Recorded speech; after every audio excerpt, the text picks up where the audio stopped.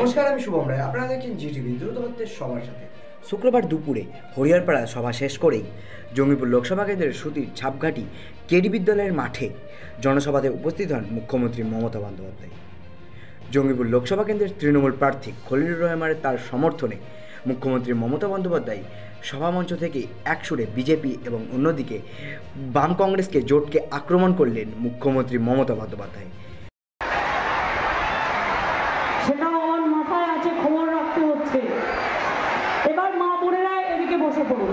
এরা বসে পড়েছে, দেখুন আমার বাঁ দিকে বসে পড়েছে, ডান দিকে বসে পড়ুন। এটা প্রথমেই ভলেন্টিয়ারদের দেখা উচিত ছিল।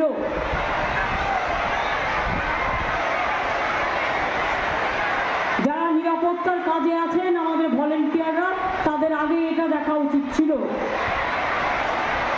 মা বোনেরা বসুন।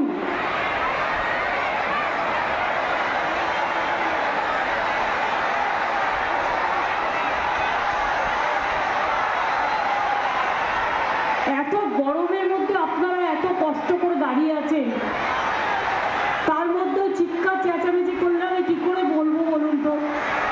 আমার গলা তো রোজ ভেঙে গেছে বকতে বকতে।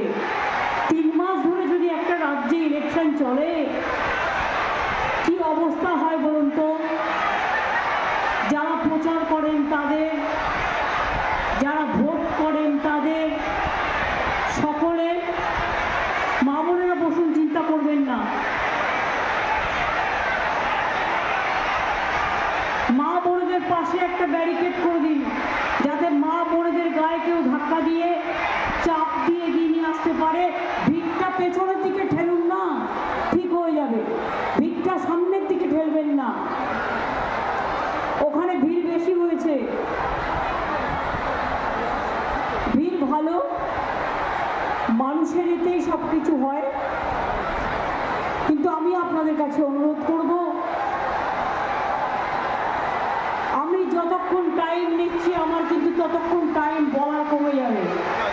আপনারা এতক্ষণ দেখছিলেন জিটিভি, দ্রুত হচ্ছে সবার সাথে।